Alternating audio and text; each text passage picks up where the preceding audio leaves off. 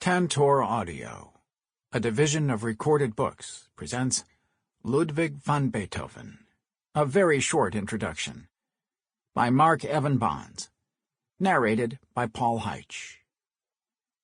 Publisher's note: this audiobook may refer to visual elements included in the print and ebook editions of the book.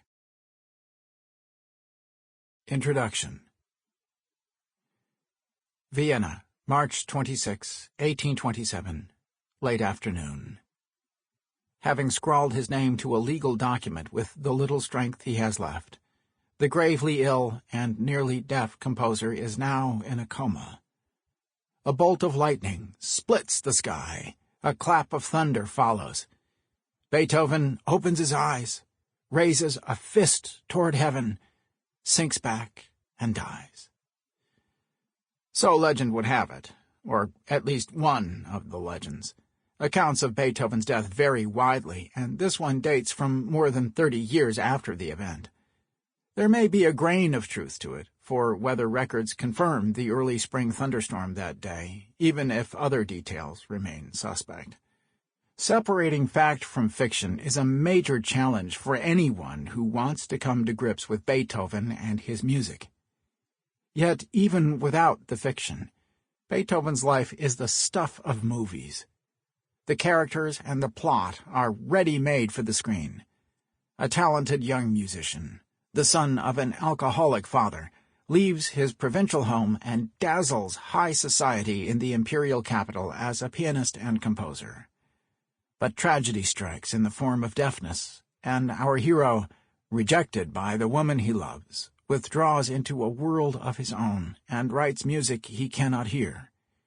He turns his isolation into an asset and wins acclaim as his generation's greatest composer of instrumental music. Commissions from abroad pour in during the final years of his life.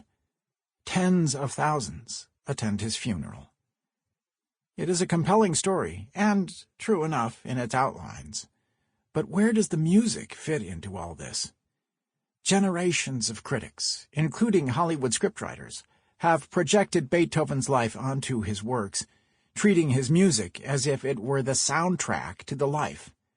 The temptation is understandable, for his style did indeed change markedly over the course of his career.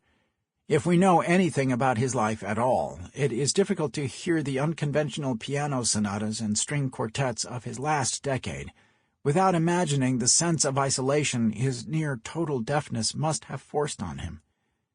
When we listen to these late compositions against the backdrop of those earlier works from the heroic period, works that, like the Fifth Symphony, move from struggle to triumph, we sense that something has changed in the person who created them. The temptation to map the works onto the life is particularly strong in biographies, which, by their very nature, move in a more or less straight line through time, with the music often functioning as an audible diary of sorts. But this chronological approach, valuable as it may be, creates its share of blind spots. It tends to emphasize change over continuity and favor those works that move the stylistic needle toward a destination we know in advance. It struggles to account for large swaths of the composer's output and downplays those many compositions that do not fit the narrative of continuous change. This book is not a biography, nor does it follow a chronological path.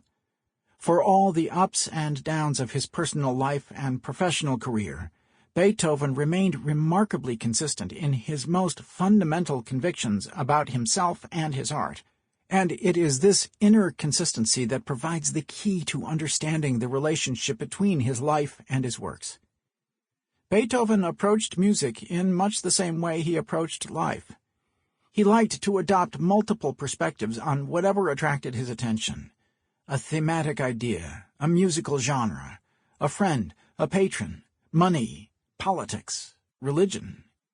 He did not go through life with a perpetual frown on his face, and we should be wary of equating too quickly the emotions we hear in his music with his own personal feelings. Indeed, we shortchange our experience of his music if we think of him as the misanthropic, suffering soul he has so often been made out to be. His music is the creation of an individual far more complex than the iconic scowl. The question, then, is not how any particular event shaped any particular work, but rather how the events of his life shaped his broader vision of his art, which ultimately served to frame everything he wrote. The life, in other words, influenced the works, though not in ways that allow us to draw direct lines between the two.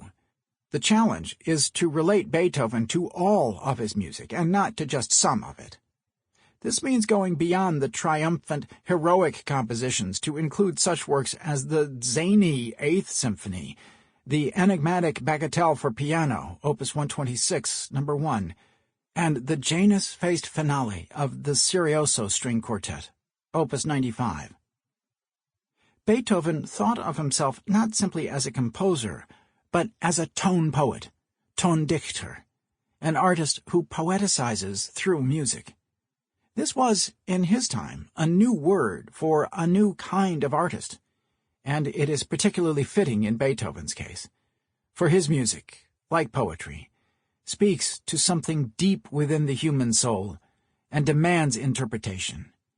It compels us to move beyond the immediacy of the surface to grasp what it is that stirs us so profoundly. Tone poet remains as timely today, some 250 years after Beethoven's birth, as it was during his own lifetime. Chapter 1. The Scowl. There are no right or wrong ways to listen to Beethoven's music, but some are more accommodating than others. The first thing to get past is the scowl. It is hard to avoid, for it confronts us everywhere, from album covers and dust jackets to monumental statues and those little white busts that adorn upright pianos. Even experienced listeners find it difficult to repress the stern visage behind the music. When we hear works such as the Fifth Symphony or the Appassionata Sonata that are intense and even violent, it fits. And we can be forgiven if we conjure up the image of a deeply furrowed brow when we listen to the gloomy, meditative first movement of the Moonlight Sonata. The scowl is an outward manifestation of inner turmoil, and these are the kinds of works that seem to come directly from the soul of their creator. Yet, when we listen to works that contradict this richness of suffering, the laugh-out-loud Eighth Symphony or the tuneful, rollicking finale of the Piano Sonata Opus 79, for example, we struggle to reconcile what we are hearing with the image of a composer who was supposedly self-absorbed, turned inward, and uninterested in presenting himself to the world in any sort of agreeable manner. We are disappointed, moreover, by the very existence of such crowd-pleasing potboilers as Wellington's Victory, complete with simulated cannon and musket fire, or Du glorreiche Augenblick, The Glorious Moment, written for the Congress of Vienna in 1814 to celebrate the restoration of monarchical rule across Europe in the wake of Napoleon. For many listeners, such works somehow do not represent the real Beethoven, that is, the scowling Beethoven. What then are we to do with all those many works, the bulk of his output, in fact, that contradict the scowl? One option is to listen to Beethoven in the way his contemporaries did. This involves more than playing his music on period instruments and attending to performance practices of his time. Our ears could benefit from a change, too. We cannot erase from our minds all the music we know from the past 2 centuries, but we can approach his works with fresh ears if we try to put ourselves in the concert hall seats of Beethoven's contemporaries. To begin with, they had no notion of the scowl. The average music lover of Beethoven's day knew very little about him as a person. The few images of him that circulated during his lifetime show a serious face, but this was true of almost any formal portrait of that era. The scowl became iconic only later, reinforced by such turbulent and popular works as the Pathétique, Moonlight, and Appassionata piano sonatas, and, above all, the Fifth Symphony. In his own time, Beethoven was little more than a name. Even E.T.A. Hoffmann, of Nutcracker fame, who, in the 1810s, wrote lengthy and penetrating critiques of the composer's works, seems to have known next to nothing about the person behind the music.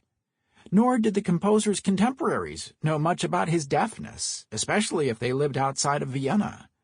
The earliest published account of it appeared in 1816, and only toward the end of his life did critics begin to speculate on how this condition might have been affecting his latest works.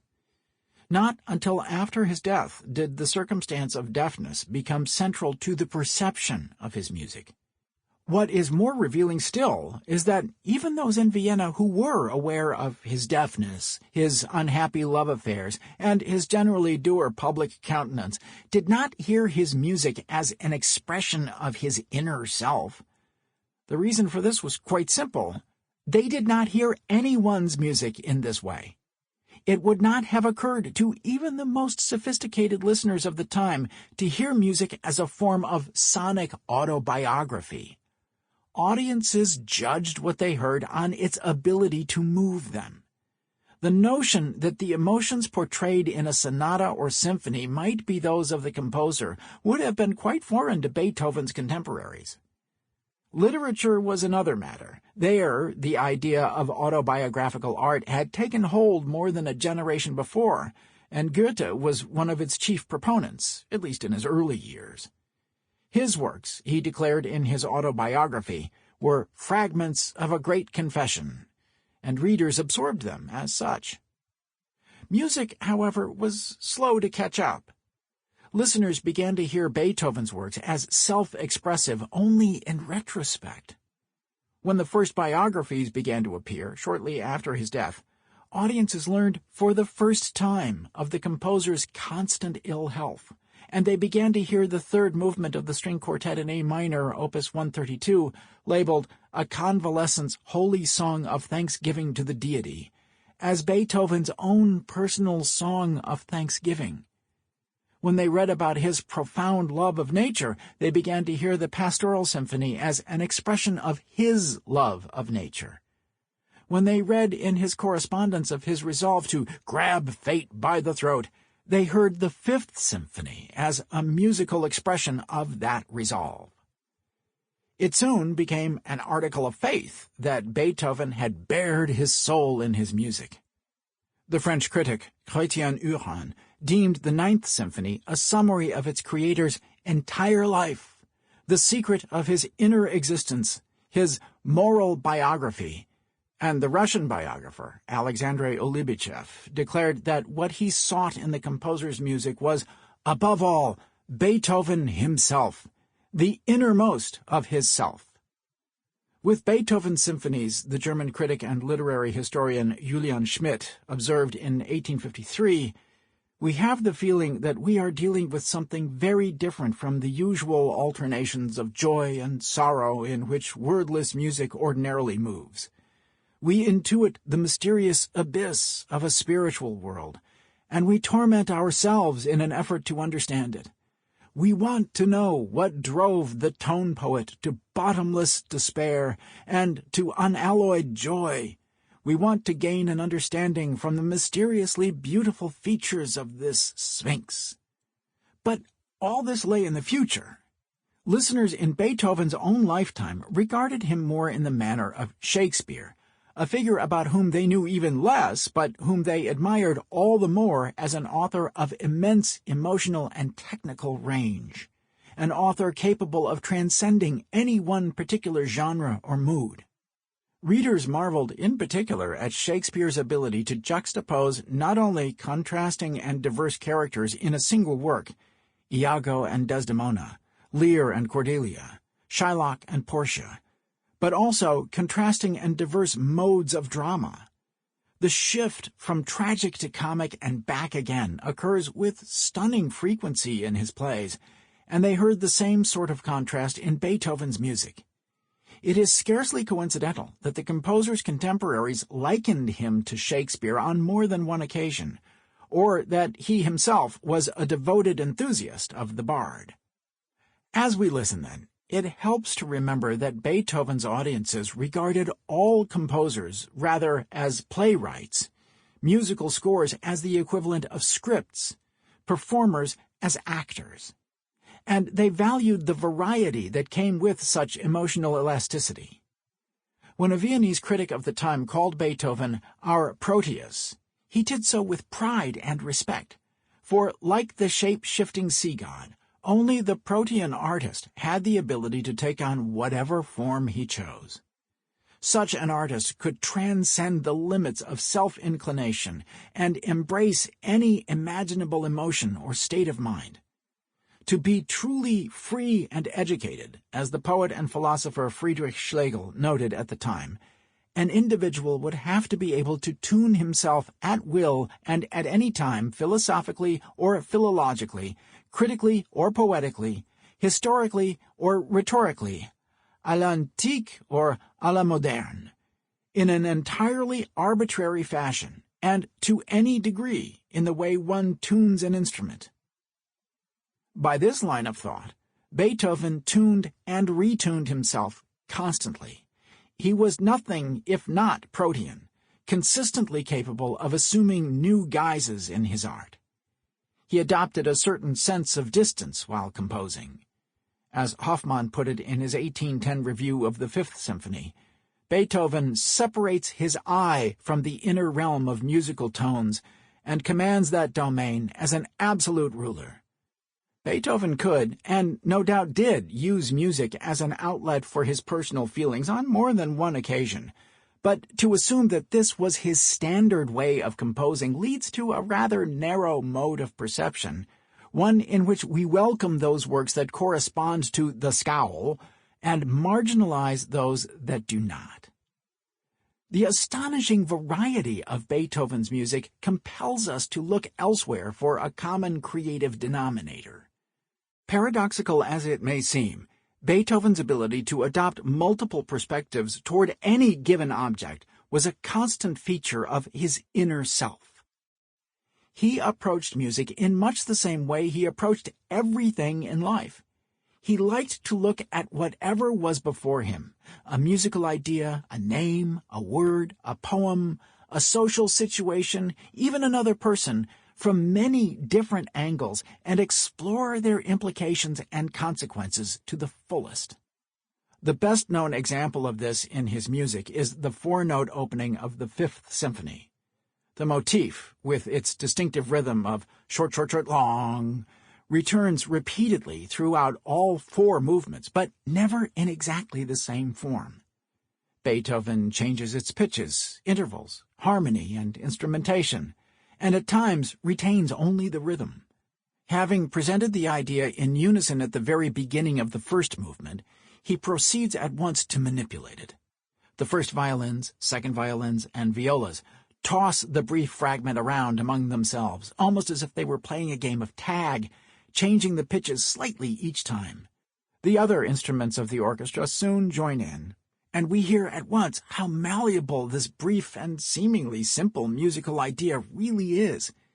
Even when Beethoven introduces a contrasting lyrical theme, marked dolce, sweetly, we hear a variant of the four-note motif rumbling along underneath in the low strings. This sort of intense thematic manipulation is basic to almost everything Beethoven wrote. He liked the challenge of making something out of almost nothing, and, better still, making many somethings out of a single almost nothing. The greater the contrast, the better. The opening of the piano trio in D major, Opus 70, No. 1, Ghost, begins with a loud, almost violent downward four-note unison gesture that is repeated in rapid succession by all three instruments playing in unison, each time starting on an ever higher note. The idea could scarcely be simpler. But, after the fifth time, the cello, without warning, inverts this downward figure and turns it into the beginning of a lyrical melody that soars upward and then goes on to serve as the principal theme for the movement as a whole. Whether we realize it or not, these two very different themes reveal different perspectives on a single basic idea. The sketchbooks bear repeated witness to thematic manipulations of this kind. Once he had alighted upon a musical idea, no matter how brief, Beethoven would jot it down and begin to explore its potential by looking at it from multiple perspectives. Beethoven treated language in much the same way. At the beginning of the finale to his last string quartet, Opus 135, he added words beneath the movement's two principal motifs. The cello opens by asking, "Muss es sein?" Must it be? The words set to a simple three-note motif that moves down and then up in a contour that mirrors a questioning tone of voice. The words are not meant to be sung, though the three syllables fit the notes precisely. The tempo is slow, the mode is minor, the mood somber. This darkness disappears the moment the tempo shifts from slow to fast and the mode from minor to major.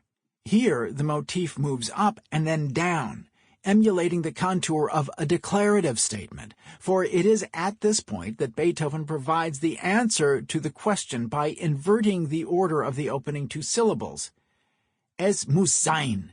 It must be. Exactly what it is has long been a matter of speculation. Beethoven labeled the whole movement, "the resolution achieved with difficulty."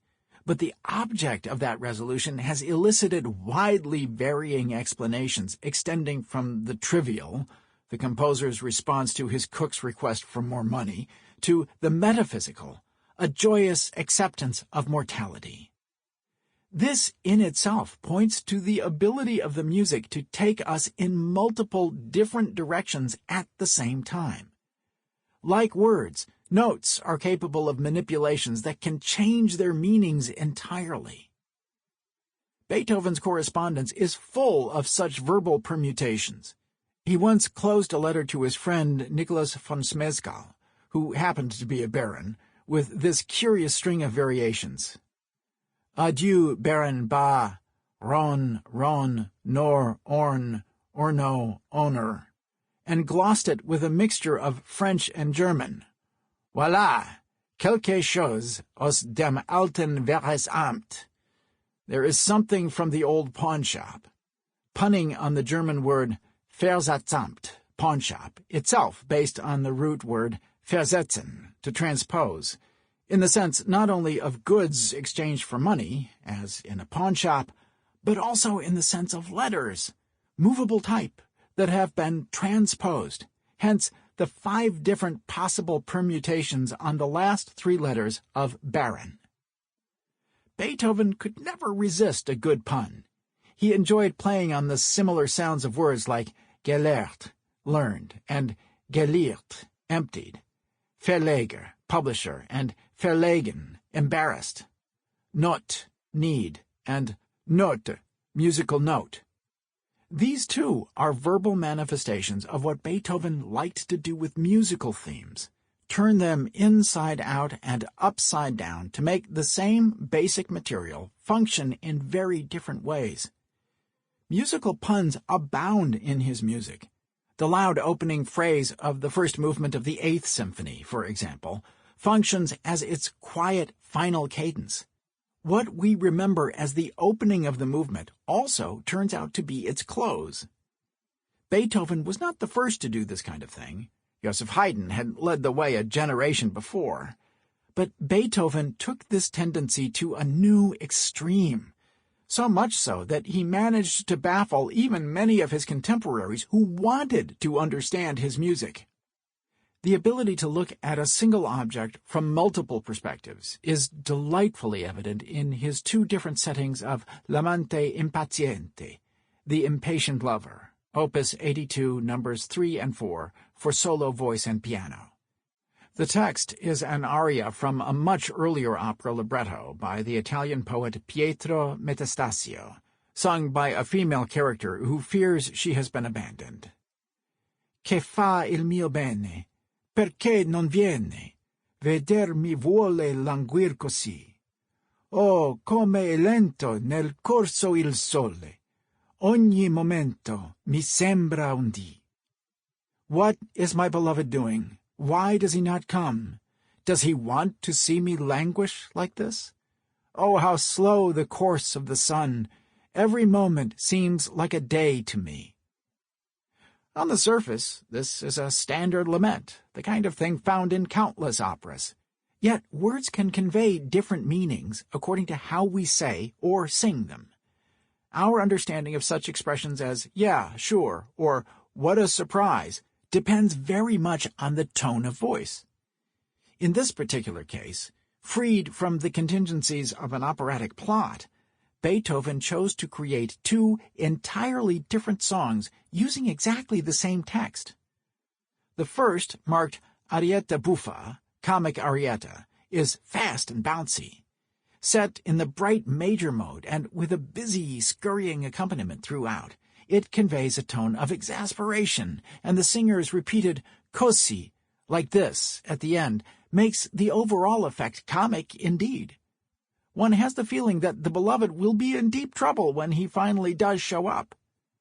The second setting, marked Arietta assai seriosa, very serious arietta, by contrast, draws on every cliché in the repertory of musical laments: minor mode, slow tempo, grinding dissonances, and a hesitant melodic line with plenty of drooping intervals that mimic a lover's sighs. It is all done to such an extreme, in fact, that we can hear the song either as a lament or as a parody of a lament, overdone to the point of farce. The key word here is seriosa, which in Italian can mean either extremely serious or overly serious, which is to say, serious to the point of absurdity. The same word helps explain the unexpectedly sunny ending to the otherwise gloomy string quartet in F minor, Opus 95, which Beethoven called Quartetto Serioso. After three deeply serious movements, Beethoven launches into an equally gloomy finale in a moderate tempo that seems headed inevitably toward a dark conclusion. But just before the end, the music interrupts itself, accelerates to a fast tempo, shifts to the major mode, and introduces an entirely new and jaunty tune that seems diametrically opposed to everything we have heard up to this point. The entire piece is over less than a minute later. This brief ending seems to mock everything that had come before. In his life, as in his music, Beethoven frequently moved without warning between serious and comic, high and low, sublime and slapstick. Even in his performances as a pianist, he could distance himself from his art and draw attention to the craft of manipulating emotions as well as notes.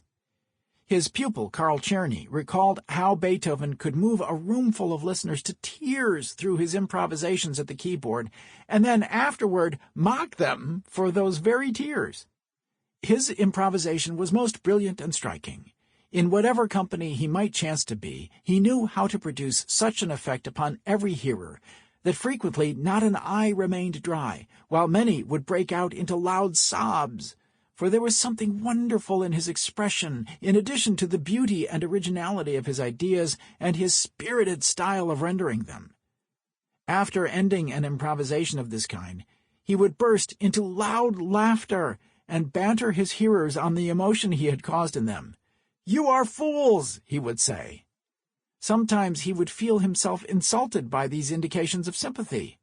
"Who can live among such spoiled children?" he would cry. It would be easy to dismiss this as an entertaining yet possibly apocryphal anecdote if it did not resonate with so many moments in music that Beethoven committed to paper, including, but by no means limited to, the mood-disrupting coda to the finale of the Serioso String Quartet. As one French critic so colorfully put it after hearing an unidentified symphony by Beethoven in 1811, having penetrated the listener's spirit with a sweet melancholy, he shreds it at once with a mass of barbarous chords. It strikes me as if we were seeing doves and crocodiles penned up together. Or, as the pianist Jeremy Dank has noted more recently, he's a trickster, an unreliable narrator, willing to whip out the rug out from under you, scheming behind your back how to mislead you next. Beethoven could be at once wholly engaged and wholly detached. Perhaps nowhere is this sense of multiple perspectives more clear. Sample complete. Ready to continue?